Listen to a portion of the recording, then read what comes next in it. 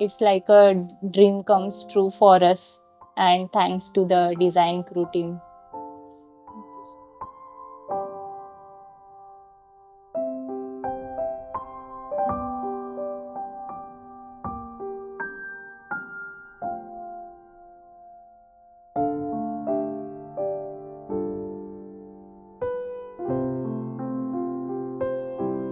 आम्हाला रेफरन्स मिळाला होता डिझाइन क्रूचा. तर आम्ही मग Instagramवर त्यांचं पेज बघितलं, त्यांचे डिफरंट प्रोजेक्ट्स बघितले आणि ते डिझाईन्स आम्हाला आवडले. तर मग आम्ही चूज केलं.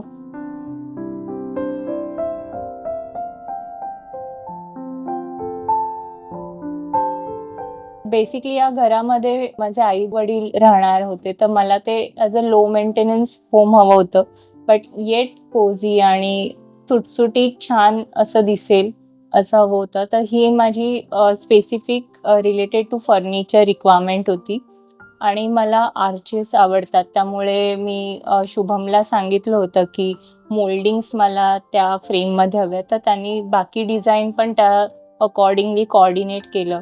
मंदिर युनिट असू दे किंवा टीव्ही युनिटचं डिझाइन असू दे, तर ते सगळं त्यांनी छान त्या रिक्वायरमेंटमध्ये फिट केलं. स्टार्टपासूनच शुभम आणि ऋषी दोघं पण खूप प्रॉम्प्ट होते कम्युनिकेशन बाबतीत आणि खूप ट्रान्सपरन्सी होती.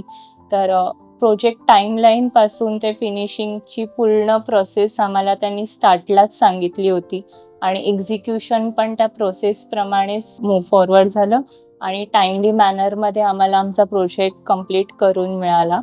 आणि इव्हन फर्निचर सिलेक्शनसाठी ते पर्सनली आमच्याबरोबर यायचे. इव्हन लॅमिनेट सिलेक्शनपासून ते लाइटिंग, कोणता कलर कुठे आम्ही चूज करावा, त्या सगळ्या ह्याच्यात त्यांनी आम्हाला खूप हेल्प केली. मला डायनिंग स्पेस खूप आवडतो. तिथे खूप छान वाटतं असं मिरर वर्क आणि इन जनरल तो कॉर्नर खूप छान वाटतो. मला त्यांचं काम खूप आवडलं. Work quality, even material quality पण त्यांनी जे वापरलं ते खूप छान आहे आणि कम्युनिकेशन खूप ईझी आहे. तुम्हाला असं वाटत नाही, की तुम्ही कोणाशी असं दुसऱ्या व्यक्तीशी बोलताय. माझे आई-वडील तर खूप कम्फर्टेबल होते सगळ्या प्रोसेसमध्ये त्यांच्याशी कम्युनिकेट करताना. नेहमीच आम्हाला बरेच वर्ष आम्हाला हे घर घ्यायचं होतं.